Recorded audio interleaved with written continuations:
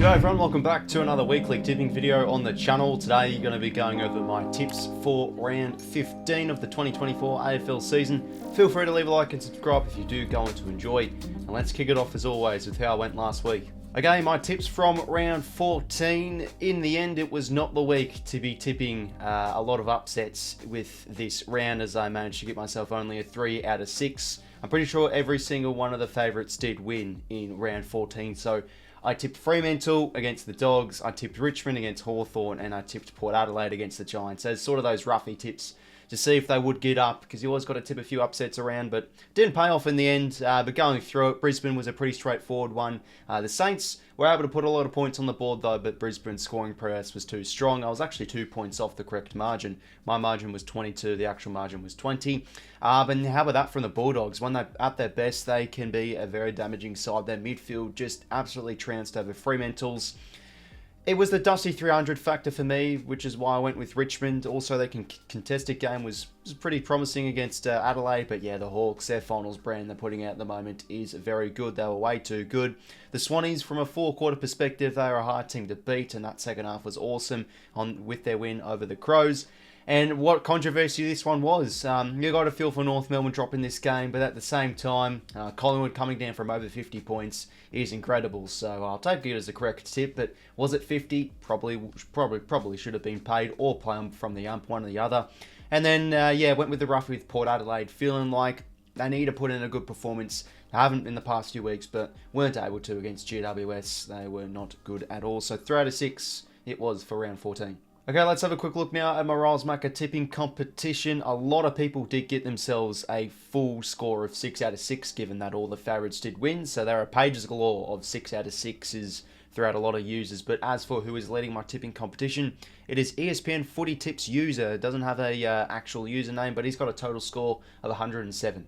Rightio, let's now get into our tips for round 15. So once again, just the 6 games for this round with a lot of teams on the bye once again. Adelaide, Collingwood, Hawthorn, Richmond, St Kilda and the Western Bulldogs. We start Friday night with a good rivalry here between the Blues and the Cats at the MCG. With this fixture once again happening, a lot has changed. Geelong have lost the past 4 of their 5 games, and as for the Blues, they've won 4 of their past 5 games, currently sitting in second position. The Blues midfield is really starting to take impact in the competition. Paddy Cripps has been putting together a great individual season, but I think overall their stoppage game is, first in the competition the last 5 or 6 weeks. Their turnover game when they're up and about is very good too. And at both ends of the ground, they are starting to gain a lot of continuity. Wiedering and also Brody Kemp has waxed off each other very nicely. And Charlie Curnow, Harry Mackay, both of them sitting, I think, in the top 6, top 8 in the Coleman. They are now really starting to take the competition by storm. Geelong coming off the bye, so there are always questions on how will they fare. Will they be a little bit rusty? Their effort was pretty good against the Swans for the first half, but just faded away. So they're really needing some midfield reinforcements, I must say, because that's what's really killing them at the moment.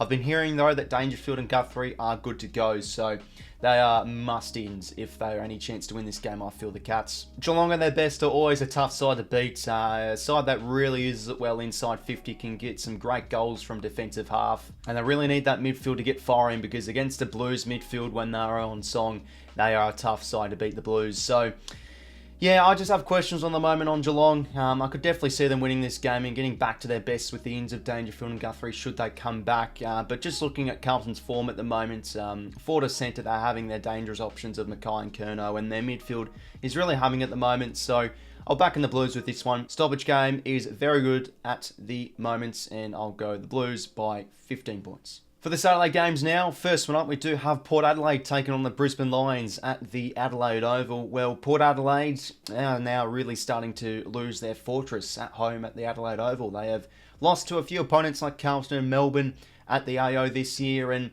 they're just looking like a very vulnerable side. I keep on backing them in with the last couple of tips, but they just keep on disappointing me. Both ends of the ground is what's really hurting them at the moment. They can't defend transition, they're getting burnt one-on-one, and also inside 50, their structure is really bad too. Todd Marshall and Geordie Artis, they don't really attack contests too greatly. They just waste a lot of chances inside 50. But yeah, Rosie coming off injury, he'll really need to start to get going, this skipper. And they're in doubt of losing Zach Butters. I saw that he was actually pinned for 1 week on that punch or strike to Tom Green. But assuming and looking at the replays, he probably does get off. But now facing a Brisbane Lions side who the last 3 or 4 weeks are now starting to gain some good form. The midfield is really now starting to gel together. Lockie Neal the last few weeks has put out some really good individual performances, and players even like Jared Berry, he's been able to tag opposition best midfielders and also get plenty of his own pill himself. And the forward half was really humming last week in their win over the Saints. Joey Daniher had a big bag. So we all know the best of Brisbane. They have so many weapons in their midfield and forward of centre, but they are inconsistent, and you always still have questions on them. But given that Port Adelaide are a team that's gettable at the moment, I could easily see Brisbane coming over and really doing a number here over Port Adelaide. So really bullish on Brisbane to find a way to win this game. Midfield is really good at the moment. Forward of centre, having the damaging options like Joey Daniher has been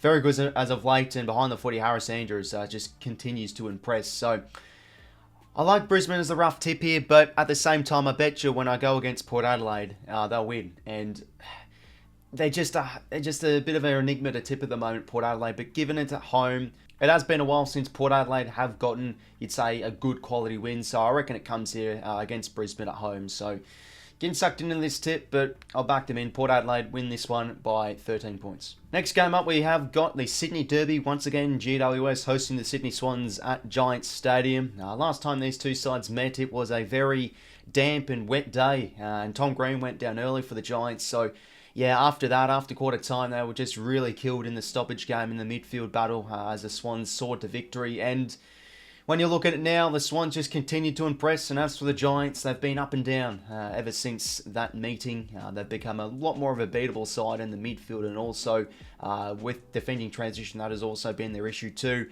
But the Giants, we all know their slingshot game can be very damaging. And I tell you what, that winning over Port Adelaide did impress me, and they are going to be getting in some reinforcements this week with the likes of potentially Lockie Ash and Cornelio. So we're looking at probably, I'd say, almost a full-strength GWS side taking on the Swannies. But when you look at the Sydney Swans, they are currently the team to beat. Their second halves this season has been the difference, the best out of any team in the competition.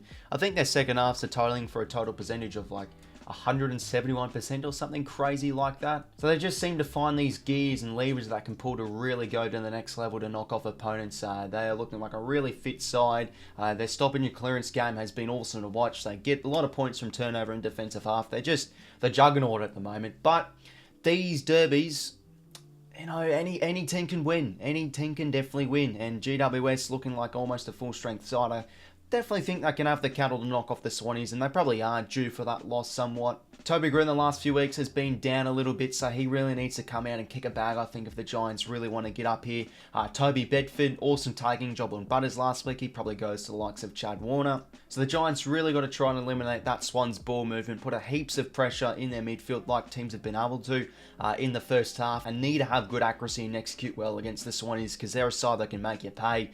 But who wins this game? I like the Giants as a bit of a roughie, but at the moment, the Swans just continue to impress. From a four quarters perspective, they just continue to be a hard side to beat. And the Giants' second halves this year has been a letdown for them too. So I'll back in the Swannies. They're just rolling at the moment. So I reckon this one will have a few lead changes, but the Swans run away with it in the fourth quarter and win it by 17 points. For Saturday night footy now, we have the Demons taking on North Melbourne at the MCG. Well, you got to feel for North supporters. What a great and gallant effort it was last week against the Pies. And as we said in the tipping video last week, I did feel North could maybe push Collingwood for a half potentially.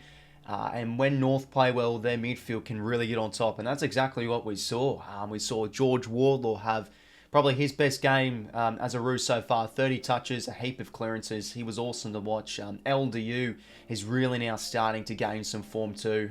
Just such a smooth mover in congestion. They are really seeking their second win of the season at the moment, the Kangas. And could it happen here against Melbourne? You never know, because the D's are looking like a side that is very beatable the last month or so. Dropping that win against Collingwood, it just shows that their forward structure is out the window at the moment. The D's, as of late, just aren't looking like the damaging side they were the past couple of years. If you look at their numbers, though, the whole season, their contested game and their stoppage game is pretty average. It's not even top 4 for contested possessions and etc. So, yeah, they're just getting killed in their own good game of contested and also defence. As I said before, they just can't really score efficiently at the moment. Not picking apart targets nicely. Petrarca's out for the season, which is just a huge blow.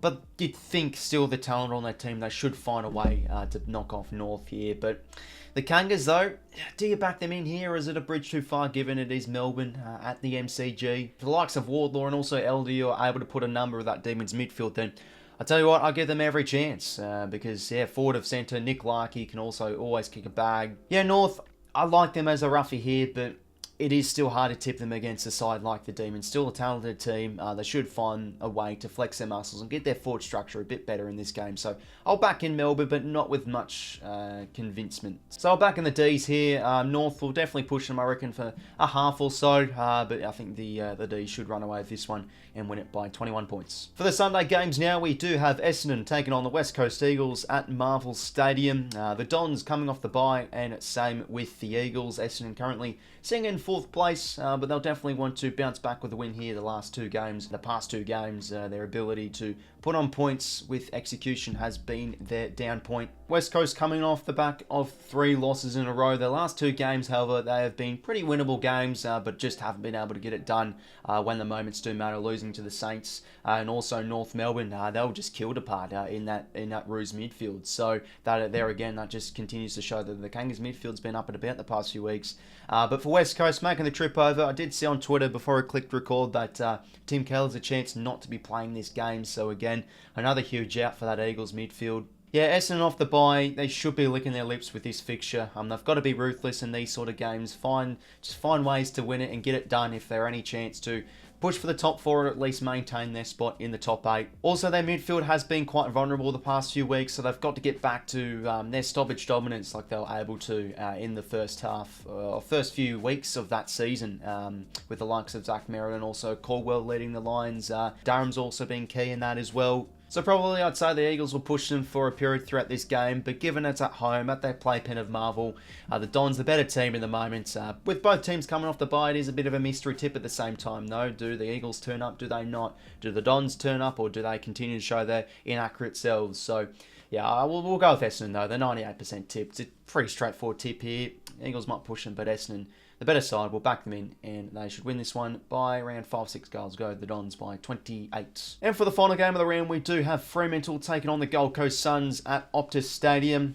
Gold Coast coming off the bye with this one, and they still have a winless record interstate this year. South of the border this year, because they have actually played in Northern Territory and won all their games there. But yeah, basically when they are the away side, they have lost every single game this season, and now facing a Fremantle side that will definitely be licking their wounds, just killed in the midfield against the Western Bulldogs, and that has been their strong suit this year. So the Suns probably looking at that and saying, hey, we've got Rao, we've got Tuke Miller, we've also got Noah Anderson that can really get on top.